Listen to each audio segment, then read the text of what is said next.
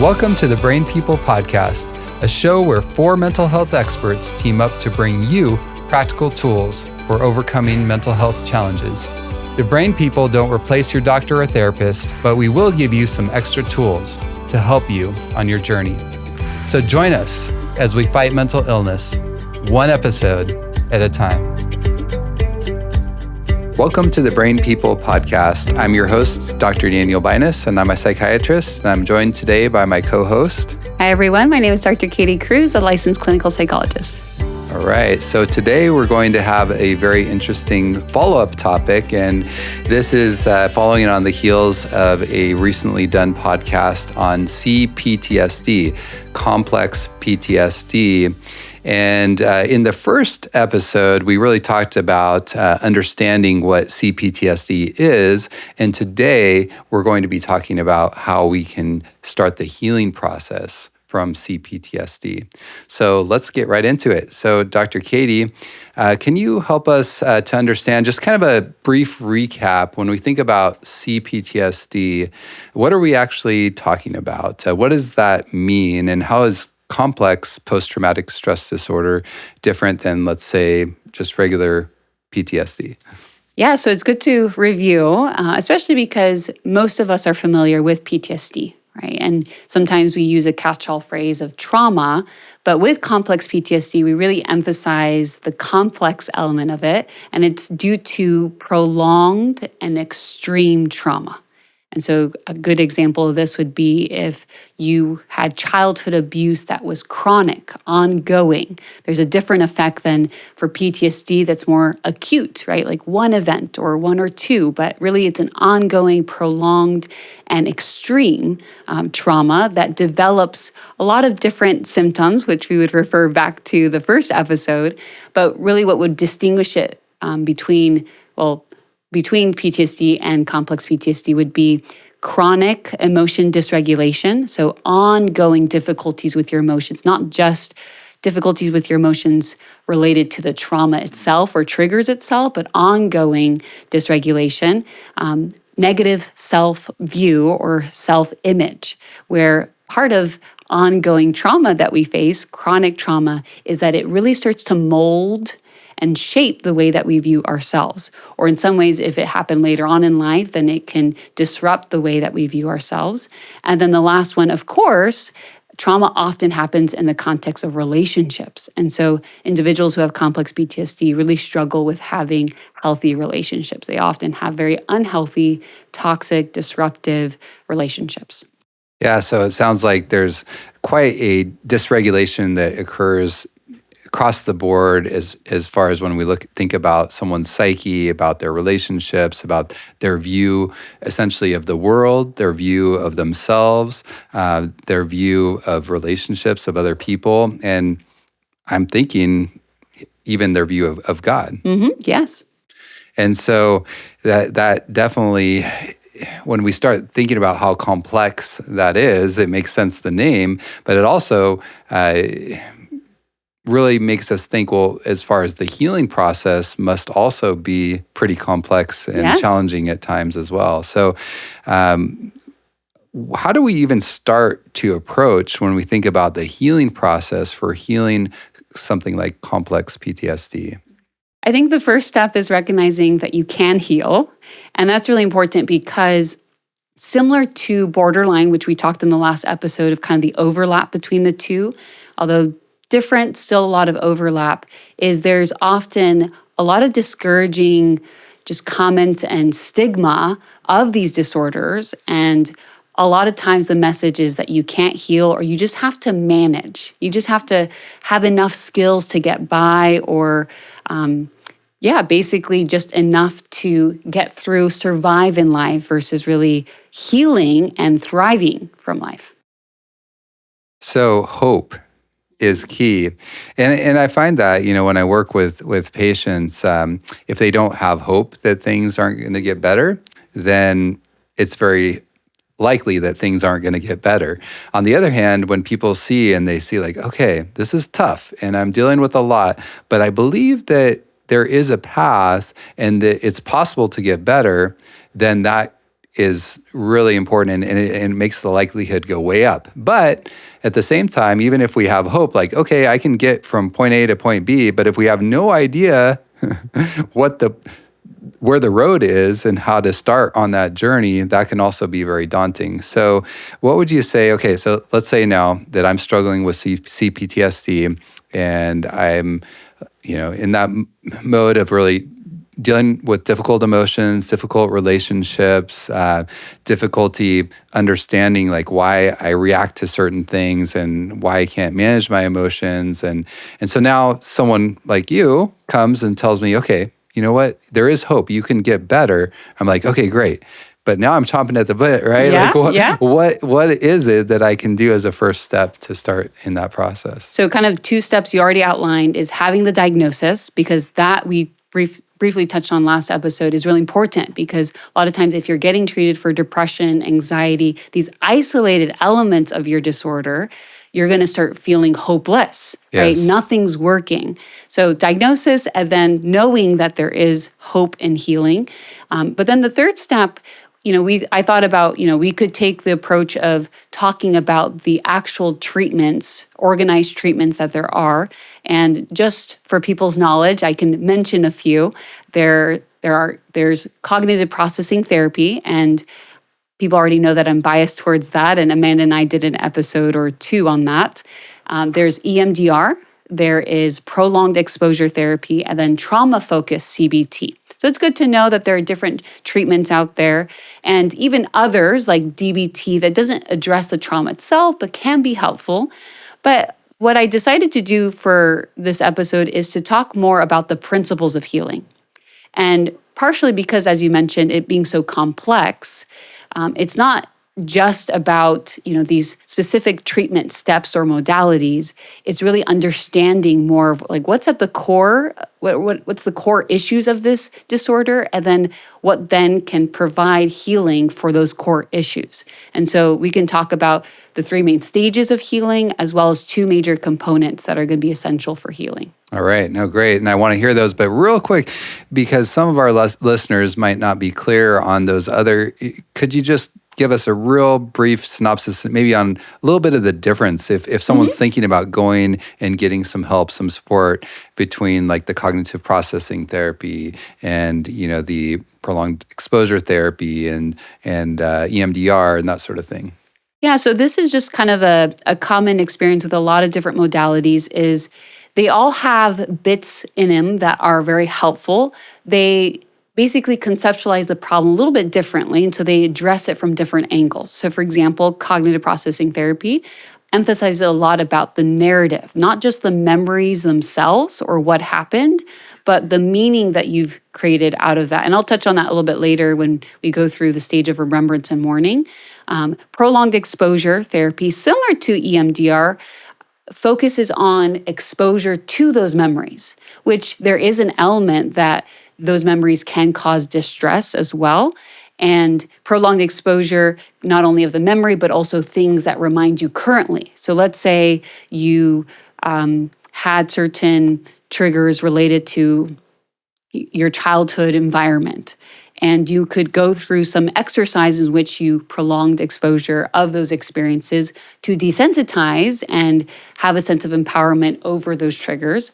EMDR would do that, but within the context of those memories in therapy with a clinician, and then also learning different skills associated with that can have a sense of empowerment as well. So similar process, but similar kind of theory behind exposure to the trauma.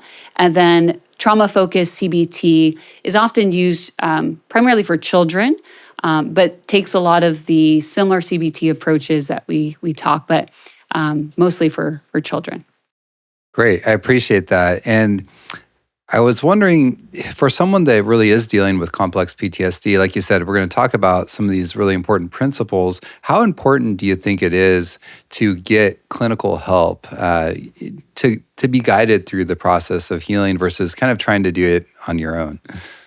So it's a big question to ask, and it really applies to anything mental health. But with the complexity of PTSD, we definitely do need help. Now, think about back in the day where people didn't have therapy. They had different help, but still need help, right? Strong community is going to be essential. We'll talk about this later when we talk about connection, pastoral involvement, and others. And so therapy is helpful, but also therapy alone is not enough for complex PTSD healing as well. So therapy is helpful as we talk through the different kind of principles and steps. There's going to be some elements that's necessary to have someone alongside you. But then there are going to be components that the therapists themselves can't even do for you. And that shows the complexity of really one way to kind of summarize everything I'm saying is it's so complex that we need a lot of help. Yeah. And that's not to feel discouraged. That's just to say, hey, something has been done to me. Things have been done. I've experienced trauma that has been so severe that I need the help of others. Absolutely. And it makes me think about something I often tell patients when I'm working with them who have gone through trauma. And, I think understanding from a logical standpoint can be very, very helpful as far as like, okay, I understand the theory of why I'm hurting and maybe that these thoughts or beliefs are distorted, but that doesn't heal it. And because we were traumatized by bad relationship experiences, we in turn need to have healthy, good relationship experiences in order to heal. And so I think that goes along with what you're saying is like, yeah, if we were traumatized by people, we also need people to come alongside us to help us in that healing process. And it's tough because sometimes it's like, man, I just don't have those people in my life. I can't find the right therapist, et cetera. But, I want to encourage our listeners, pray, because I really have seen that God does bring the right people into your life at the right time to help facilitate the healing process when we need it the most. Yeah. But we have to keep our eyes open because sometimes, God sends someone we're like maybe not even seeing that. And so I just do want to encourage our listeners, like, don't get discouraged if you feel like you don't have those people in your life right now. One step at a time, when the time is right, they will come. Yeah, and it's just a good reminder that healing is a journey. Yes. And I really emphasize that because sometimes different therapies can promise certain amounts of healing or healing in general in a certain amount of time. But healing is forever. And you just have to be faithful to the healing that's in front of you. Don't get overly ambitious or overly discouraged. And really, whatever's in front of you, if you do it faithfully, then that's where you'll overcome and take the next step for whatever needs to heal next. Including, for example, sometimes you might heal dramatically in therapy, and then a couple years from now, a new person enters into your life that triggers other things that you didn't have exposure to before. And so just be patient with yourself. And yeah, healing is a journey. It is. And sometimes therapy can give us a sense that once you're done with it, you're good. You're good. It's a process of a lifetime. It is.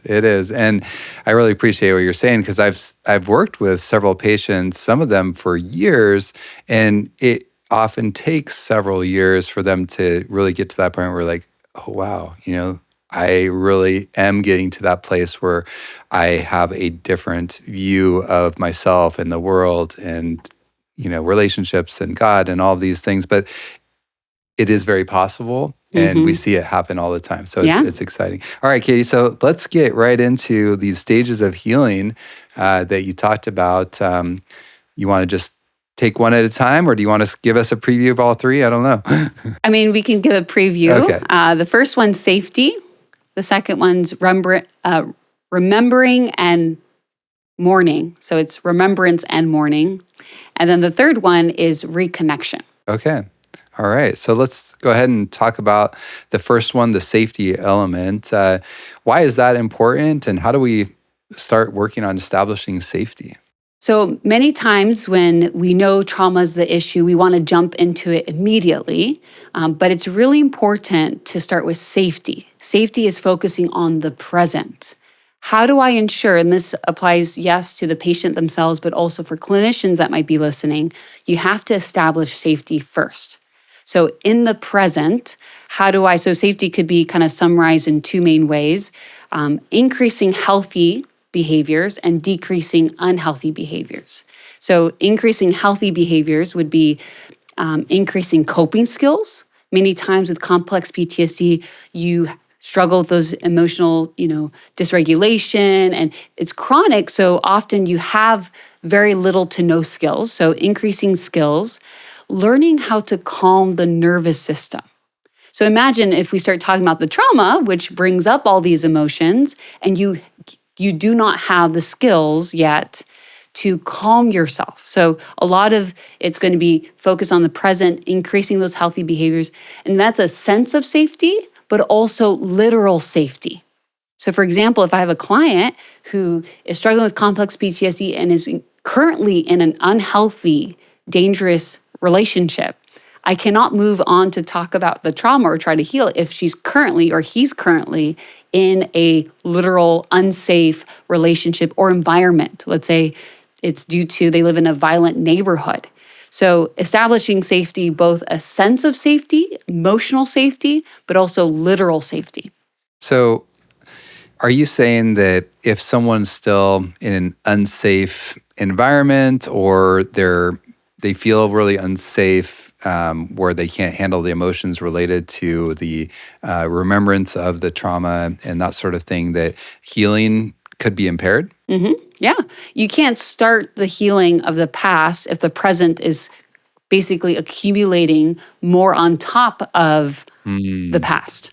Yeah. And, that makes me think about how I've actually had some people when they're not ready to address some of these issues, where they try to go there in therapy and they will literally feel even more decompensated. They'll feel even more raw. They'll feel worse. Yeah. And while it's true that sometimes, in the healing process, we also have to get worse to get better. I mean, you think about even someone doing surgery, for example. It's like, yes, they have to be wounded, so to speak, in order to heal. But it seems like if you're not at that point where you learn to manage those emotions properly, or if you're getting actively hurt again, that can actually compound the trauma in a way. Is that true? Mm-hmm. Mm-hmm. Especially because we have to think about what are the basic needs of people. And the basic needs is they need to have a present life that is stable enough as a foundation to work on anything else. And, this is where DBT can be very helpful, where it teaches you a lot of skills, especially distress tolerance, to bring down your emotions quickly. That does not heal the trauma. So some people will only stay in safety and never go deeper, but some people will try to go deep before. It's kind of like throwing them into the deep without knowing how to swim yet. Yeah. Right? Or at least giving them, and let me just clarify, it's not to master your emotions. It's a general sense of safety. So some clients could have some coping skills, they haven't mastered them, and then we can move on to stage 2, but at least maybe they don't know how to swim well, but they can float. Yeah. Yeah, I can doggy paddle at least. Yes. And that's really good to know, because otherwise people might be like, well, I haven't perfected my ability to manage my emotions, or, not all my relationships are perfect and that sort of thing. But there seems like there has to be a certain threshold where it's good enough in order to really begin that healing process. And so that leads me to my next question about the relationship piece, because you said, if someone's still in an unhealthy or abusive relationship, then it could be impossible or not wise to move forward with the next process of healing. So what do people do there? I mean, is boundary, do boundaries come into play? Like, how does that all work? And again, do we need to get to that point where our relationships are ideal in order for us to proceed with healing? Yeah, so definitely not ideal, right? Okay. We could definitely start working on trauma even if they're not in the best relationships. But if the relationships are actively harming them and causing them distress so much in the moment, think about that would be terrible for us to do. Hey, you're carrying 100 pounds right now, presently. I know you really want to carry this other thing, this called past trauma. Here's 100 more. They can't even carry the current 100. Yeah. So when we put it that way, we realize, oh, that makes complete sense. But all we see is the importance of trauma, so we want to jump into it, but they can't yet carry it. Another good example of this is, so when I mentioned decreasing unhealthy or harmful behaviors, if they're suicidal, if they're engaging in self-harm or very risky behaviors, we need to make sure as clinicians, but then patients, you want to make sure to address those before adding more to the plate that might encourage you to then engage in those behaviors more. Yeah, that really makes a lot of sense. So that's prerequisite is establishing that space where healing is possible, right? Yeah, that's a good way to put, like, it's a space that you're creating enough so that the next stage you can actually grow something in that space. It's like preparing the soil. Okay. Yeah. No, that's great. So why don't we move on to the second stage of the healing process? And I think you're talking about remembering and then the mourning aspect as well. Yes. So this is where oftentimes, therapies, modalities will focus on with trauma treatment of the memories themselves. And so there's an element of remembering. And part of that is recognizing, instead of having so much power, the memory has so much power over you, it's kind of exposure therapy for the memories. This is where you might start telling the story. In CPT, you'll have them write it out and then read it in session.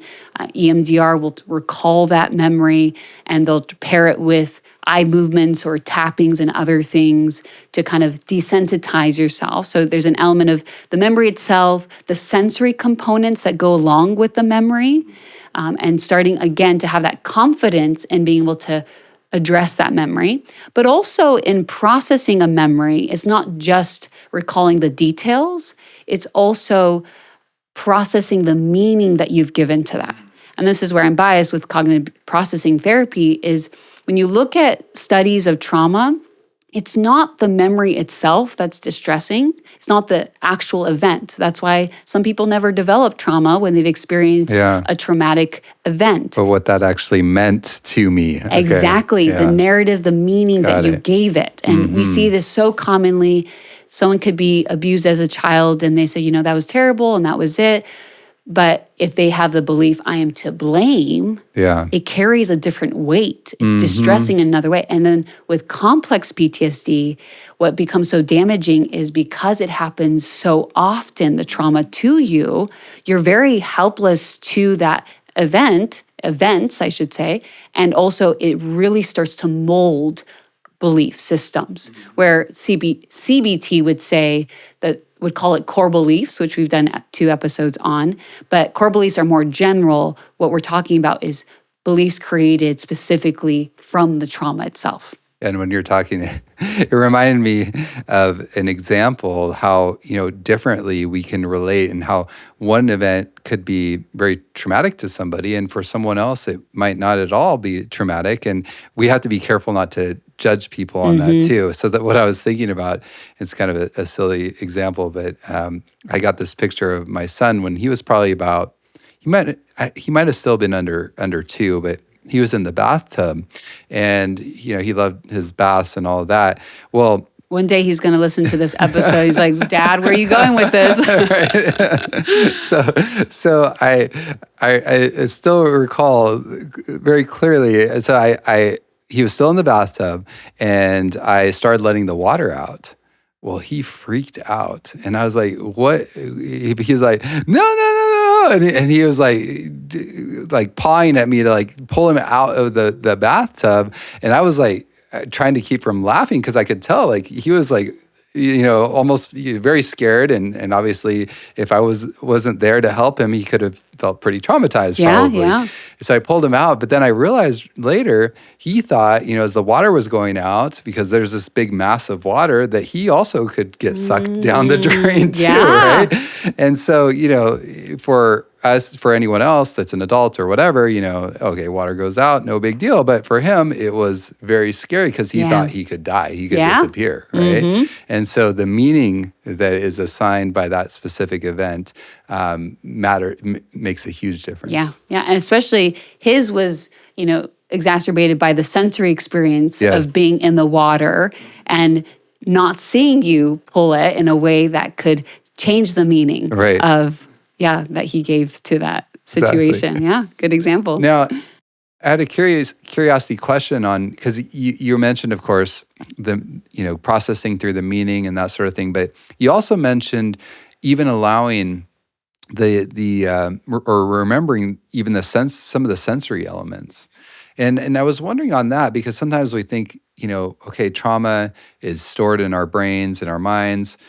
Is there an element of trauma that can even be stored in a way in our bodies, and how is that important then to kind of recognize some of, to like reconnect with our bodies or anything like that during the healing So process? really, it's kind of a merging of the two things you just said. It is stored in the brain, but it's actually stored fragmented in the brain. And so our brain remembers all these different sensory experiences that by addressing and remembering and processing the trauma itself and the traumas, you put it all together. You put the details with the sensory experiences in a way that then the sensory experiences have a meaning attached to it. So if I react to just that particular smell, but now as I process it, I now know, oh, that smell reminds me of my mother, and my mother was abusive. And every time she abused me in the morning. And so it was just after she got ready. And so that that sense was really strong. And so then you put it together. So it's not necessarily stored in your body. It is stored in your mind, but just fragmented in a way that, and think about it this way, avoidance of those sensory details gives them more power to say there's something wrong and actually dangerous about the senses. And so because you avoid it, you never bring it together with the details to make sense of why you're reacting to what you're reacting to. So in a way, in order to heal from that, understanding it is key, but then also, like you said, not just avoiding it, but actually allowing yourself to experience things that are not in and of themselves traumatic, like this particular scent, for example, and then attaching a new meaning to it. And that also applies to emotions. Recognizing that my emotions that I experience while I remember something of the trauma are not dangerous themselves either. Okay. And the more you expose yourself to the emotions, that's part of the mourning process too, is I'm able to put those memories to rest. Yeah. So let's talk a little bit about that mourning element, because that sounds like there's a grief component. Yes. So of course we're remembering what happened. We're remembering and understanding, what that meant to us. But how does that go along with the whole grieving process then? So grief and trauma is actually very similar. Like when you think about the difficulties people have when they lose a loved one, that the long process of grieving, it's very similar to trauma, and vice versa, of losing someone is very traumatic. One thing that you can think of when we talk about grief, we often think about, losing someone, but there are different, forms and types of grief. And so when you think about complex PTSD especially, you're often grieving the loss of a childhood, the loss of the sense of purity and innocence of the world. You had the loss of, maybe the mother that you wish that you had, or the father, whatever it may be. Loss of virginity, something that was stolen from you I can't ever regain. And so by processing what happened to you, yes, you're processing the memory, you're having more meaning to it or changing the meaning, but it's also mourning so that you can accept what has happened to you. And as you accept, it leads to the next stage of then starting life new. But until you've mourned, think about grief, until you've accepted this person is gone from my life, you can't move forward. You're stuck. And similar to the stages of grief, which are not exact stages for grief, but we know that we go through denial, anger, all those different things, even for trauma. Yeah. And so there is that element of really recognizing, yes, there really is a genuine loss here, and I need to allow myself to go through that process of being okay experiencing those different emotions, like you said, whether it's anger or just sadness or maybe bargaining or what have you, and really not only recognizing that it's a loss, but allowing yourself to be okay with going through that grief process, and not kind of shaming yourself for And giving yourself maybe time to do it too. Yeah. Time and permission. Yeah. You notice that when you're going through something, this happens especially in couples, and you're expressing something, you want validation. You don't want someone to fix it immediately. You want someone to be like, I see that that's a difficult problem. Too often we don't get that with trauma, not only from others, but we also don't get it from ourselves. To say, part of remembrance and mourning is saying, what happened to me was traumatic. It was terrible. It was something worth grieving over. So there's a lot of work involved here. There is. Yeah. That's why I said it's often better to talk about it in stages. Yes. And recognizing it's a journey that we're on. Yeah. Yeah. And one comment, and I don't know how this has been for you, but it seems like the work of actually writing for a lot of people really helps with the processing and the understanding even more than, talking is good and thinking is okay. But what I found is for a lot of my patients, and even for myself sometimes for that matter, is that we can get into these thought loops and just like ruminate and kind of get stuck. But when we write, it helps us to move through the trauma process and through, so the remembrance process and developing more meaning, and also maybe even the grieving process too. Yeah. Have you seen that in your work with people too? Yeah, definitely. That's why CPT, what it does is they have them write it, but then you also say it and read it out loud to yourself and then to the therapist. So in one way to think about it is you're trying to really process and encode that memory in multiple ways. To read it will be different than to hear it, right? To say it and hear your own voice. So the different ways as much as possible, but writing especially, one, it slows down. You can only think as fast as you write, right? It slows it down, and then it provides additional feedback as you read it and you see it for yourself. Okay, thank you. All right, so let's move on to the third stage there, the healing process, which I believe is reconnection, right? Yes. So sometimes when we think about reconnection, we only think about with people. This is a lot more than just with people, but a big part of it is reconnecting with people. We know that a big part of trauma, as we kind of alluded to earlier in the episode, it happens within the context of relationships. And so there's a disconnect, there's a disruption of relationships.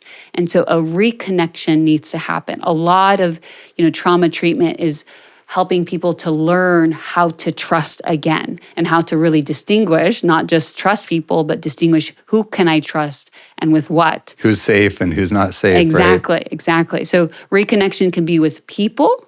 Reconnection can also be with God. So much of trauma is blaming God, and there's a disruption between us and God.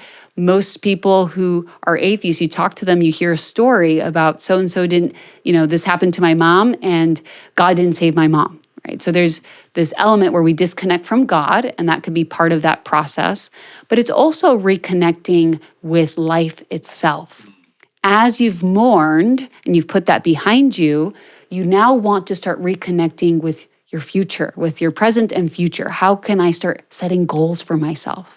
How can I this is where oftentimes if they haven't been working, can I get back into working? Can I start reconnecting with my hopes and dreams that I have? This section can often be aligned with working with a coach, a life coach. Not necessarily only, the first two are primarily therapists, but then the last one could be a therapist or a life coach. So this is really part of the process of healing where you're, in a way, moving forward in your life and really seeing that, yes, not only is healing possible, but I really am healing. I'm getting back, I'm regaining kind of what I've lost, and I'm becoming stronger and moving forward in a way to connect with like my purpose and with other people and with God and even with myself in a healthy way too. So I could see how this would be a really exciting part of the healing journey. Yeah. This is often where we talk about post-traumatic growth, where not only have people healed from the past, but this stage is where they start to take what has happened to them and use it, not like just put it in the past, but actually use it as a way to recognize they have grown because of it, right? And that they can utilize it to be a blessing to other people. And this is where it really, I think, separates individuals who are just kind of surviving or coping with trauma versus really thriving and saying, I'm going to take this and it's going to change my life, but also I'm going to utilize it to change others. Oh, that's wonderful. Now, I know we're almost out of time, but did you want to just touch on those two main components of healing that you mentioned earlier? Yes. And we could probably even do a whole nother episode on just those two. But really, if we were to boil this down, and so these two components, as well as the 3 stages, come from Dr. Judith Herman's book. Okay. So that's a reference for people to read further about this. But I really like how she boils it down to 2 in a way that can help us say, like, maybe don't get so stressed about the stages, but how can I at least start working and improving with these 2 areas? And the first one is empowerment. And the reason behind that is because trauma is, especially complex PTSD, constant things are happening to you. It develops this sense of helplessness. And if we had more time, we can talk about the research studies behind learned helplessness of dogs being shocked, and then you put them in another environment and they can leave that shock pad, but they don't because they've learned there's nothing I can do about it. Wow. And that's what happens. I'm starting to realize more and more the longer I work as a clinician is a lot of my clients are paralyzed with procrastination and other things, not because of them being lazy or not having good habits. It's because they've learned helplessness. Yeah, what's the point? What's the point? But the key thing is when you're a child or when you've experienced chronic trauma, you were helpless then. You really were. But you're no longer helpless now. And so empowerment is crucial for healing. And we could talk about different ways of empowerment, but really at the core of it is people need to start realizing what is in my control, and I need to do what is in my control. And then what is out of my control, and I have to let go of that, because sometimes we reinforce helplessness by grasping for things that are not in my control. People after chronic complex PTSD are still chasing after that parent that was abusive, wanting for them to love them. The more you do that, the more it encourages helplessness. And then when you can chase after something else in your life, making your life better, healing, whatever it may be, you're not doing it. Something that is in your power. Exactly. But you're just like, why try? Exactly. That makes a lot of sense. So empowerment's key. And then the other big component is connection, which I know we talked about reconnection, but you notice that it's so important to mention twice. But really, it's emphasizing the importance of human relationships. And I know that this is kind of a theme in all of our episodes, or most of them, because we are designed for connection. And this is where, beyond just things happening to us, we know that this is the enemy, Satan, attacking. Trauma is the enemy attacking us, and he especially attacks through relationships. And so we often cope by fully disconnecting or trying to be over included in relationships that are not healthy, and we really need to find healthy relationships. And ultimately with God as well. There's a quote that I love by Timothy Keller that says, and I may have quoted in another episode, but it says, the 2 things we desire the most is to be fully known and fully loved, right? To be fully known but not loved is our greatest fear. But to be loved but not known is superficial. That's what social media is all about. But to be fully known and fully loved is only really possible by God. And so a big part of trauma healing that's absolutely necessary. And if people are saying, Katie, I'm not there yet, start to get to know God for who he really is versus what you've experienced through the lens of trauma. That's beautiful. And I think that it's so deep. And I want to really allow our listeners to just take that home, to marinate on that, to think about it, pray about it. And, I do know that it is true that, relationships, because they are essentially, where we get traumatized for the most part. And like we said earlier, it takes healthy relationships to actually help undo and to heal from that trauma. And ultimately, like you said, God is the only one that can fully know us and fully love us the way that we really were designed to be loved and known. And yet, I will say, because like you said, many of us are like, oh, I don't know about that whole God thing because I have been so hurt. But don't be afraid to give it a try. I want to encourage our listeners. And part of that is also being open to the healthy people that God has actually put into our lives. Because, for a lot of us, because we are human beings, we need that tangible human relationship. And so maybe God is trying to show you even now through people that are in your life right now, a little more about what he's actually like. And so through this healing process, this process of safety and then remembrance and then reconnection, really establishing and getting into that mode where we can recognize, those people that are safe and those people that maybe we should give a chance to, instead of just like, I'm going to shut everybody out to protect myself. This could be a big part of that process, even to then in turn really experience what it's like, what you said, to connect with the ultimate healer and really be fully known and fully loved. So thank you, Dr. Katie. Yes, of course. Really appreciate your time, your expertise, and I've learned a lot today. Good. I hope you all have as well. To our listeners, and all the best. We look forward to meeting again here soon on the Brain People podcast. Thanks for listening. If you enjoyed today's episode, please like and subscribe. Your engagement will help us reach more people who need encouragement. To hear more episodes, learn about our other mental health resources, or support us financially, visit thebrainpeoplepodcast.com.